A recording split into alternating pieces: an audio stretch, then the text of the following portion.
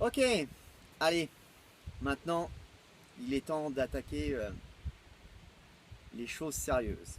On a fait tous nos exercices. Alors, faut pas hésiter, lorsque ça va mal, lorsque l'on a du mal à skier, à cibler l'erreur et à refaire tel ou tel exercice. Hein, c'est pas un niveau que l'on passe et on revient jamais à un exercice comme les montées au bateau, comme les montées au bateau statique, peu importe. Hein, tout ça c'est variable. Là on va attaquer maintenant les enchaînements. Alors les enchaînements, c'est quoi? C'est des traversées suivies de virages. Évidemment, là on est vraiment dans l'évolution classique du ski de slalom. Alors, dans un premier temps, évidemment, on n'est pas encore dans le champ de slalom, hein, on est dans un travail ce que l'on appelle en libre, donc on ne se soucie pas des bouées, on verra le slalom, l'apprentissage du slalom par la suite. Là, on est toujours dans la recherche de positions en libre. Alors l'élément supplémentaire que l'on a abordé maintenant, ce sont les virages. Alors on disait l'autre jour sur les vidéos précédentes, le virage évidemment est important puisqu'il fait partie intégrante de l'évolution, mais malgré tout, l'élément quand même le plus important, ce sont les traversées. On peut faire des erreurs dans les virages, faire une faute technique, et quand même malgré tout pouvoir se replacer efficacement et rattraper indirectement un peu son erreur, ou tout du moins éviter qu'elle s'amplifie dans la traversée, si on a fait une bonne traversée.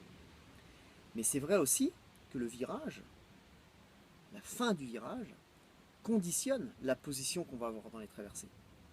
Alors on va voir ensemble que le virage va pouvoir se séparer en plusieurs phases. On a à la fin de la traversée, lorsque l'on a fait notre traversée juste après la deuxième vague, ce qu'on appelle un changement de quart. Alors là, par rapport à tout à l'heure, où on mettait un ski à plat et on glissait, là on va vraiment faire un changement de quart, un changement de direction. On va basculer de quart. D'accord? Évidemment, ça va avoir une incidence dans le changement de direction.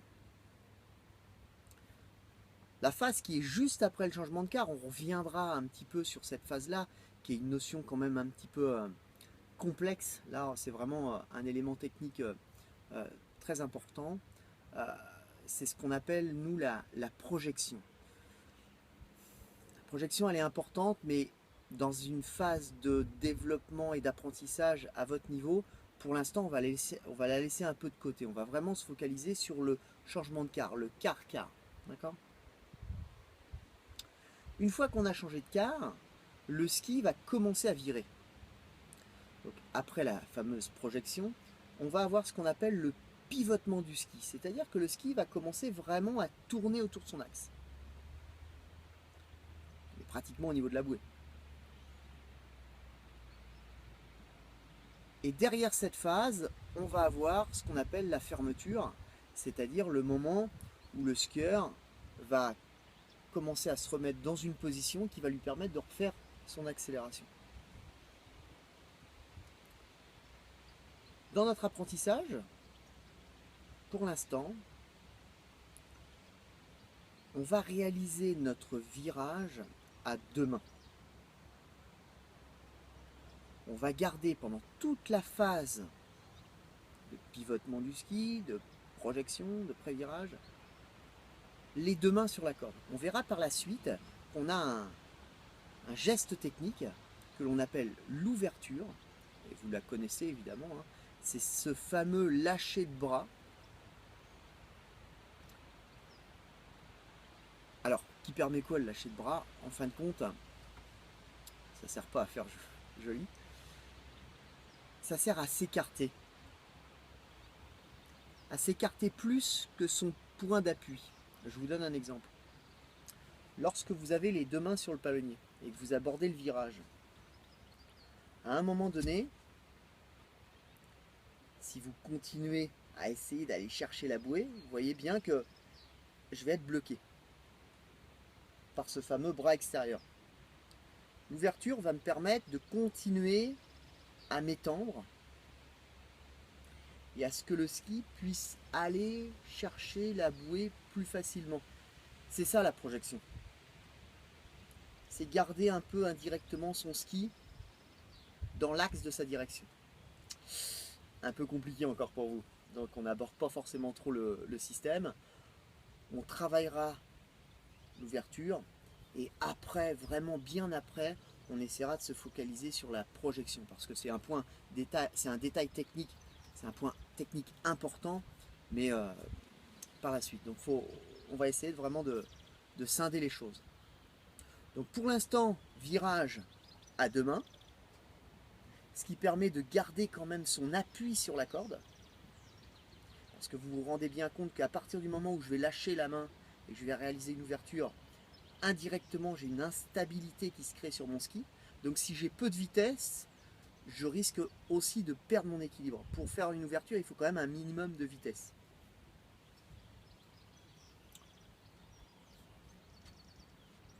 Donc cet élément-là, traversée, changement de quart, virage, on laisse le ski faire son virage. On ne le force pas. On n'a pas de repère, on n'est pas en slalom. Donc peu importe si vous avez l'impression que le virage fait 30 mètres, 40 mètres, peu importe.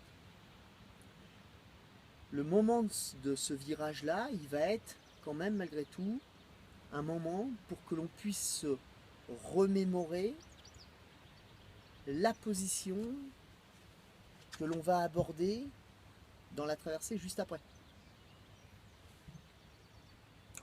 Donc dans un souci technique d'apprentissage, on peut, lorsque l'on fait notre changement de quart, lever un petit peu les mains, peu importe, on lève un petit peu le palonnier pour créer de l'espace entre les coudes et le corps, ce qui va nous permettre à la fin du virage de prendre conscience de pousser ses hanches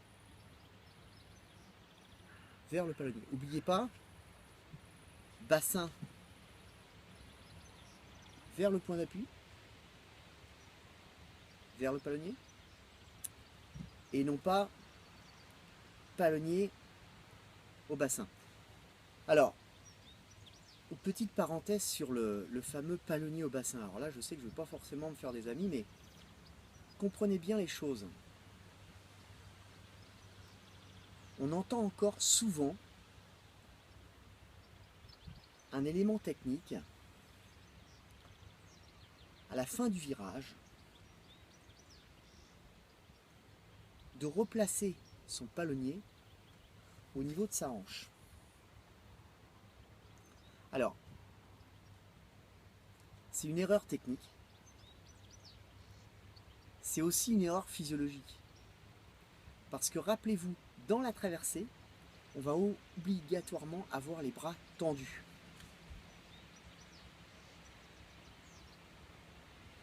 Et si à la fin de mon virage, je viens placer mon palonnier au niveau de mes hanches, je vais être obligé indirectement de plier les bras. Parce que vous êtes fait physiologiquement, anatomiquement un peu comme moi et un peu comme tout le monde. On a les bras, regardez, hein, vous observez dans une glace, on a les bras qui sont plus grands que notre tronc. Le tronc, les bras. Si je mets mes bras à côté de mon tronc, j'ai ma main qui arrive au niveau de mon quadriceps, pratiquement au milieu de mon fémur. Pratiquement au niveau de mon quadriceps, au niveau de ma cuisse. Donc donner un conseil technique de dire à la fin du virage tu places ton palonnier au niveau de tes hanches, eh bien ça va avoir pour incidence de tirer sur la corde, et si je tire sur la corde, je décale mon appui légèrement au-dessus de mon point d'appui, c'est-à-dire mes épaules au-dessus de mon point d'appui, et je me retrouve dans une situation dans les vagues, indirectement à ne pas pouvoir maîtriser mes hanches. Donc palonnier au bassin, C'est pas très bon.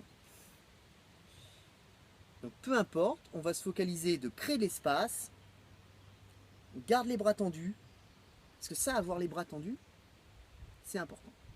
Même s'il est vrai que lorsque l'on regarde un skieur slalomé, à un moment donné, quand on fait notre ouverture, on a une légère petite flexion au niveau des bras, bien sûr. Mais dans un souci d'apprentissage à votre niveau, vous allez vous focaliser toujours sur avoir les bras tendus. Créer de l'espace entre les coudes et le bassin pour avoir la conscience de combler cet espace, de pousser cet espace. Et lorsque l'on va vraiment bien se pendre, le point d'appui qui est le palonnier va se rapprocher indirectement du corps. On va avoir les coudes qui vont vraiment être collés au corps. Et là, on va se retrouver avec le palonnier pratiquement sur les cuisses. Et non pas au niveau de la hanche, parce que la hanche, elle est quand même haute. Hein. Vous voyez, elle est au niveau de la jonction de mon avant-bras. D'accord ? Enchaînement, virage, traversée, en libre, avec les deux mains sur le palonnier. On parle après de l'ouverture éventuellement. Et après on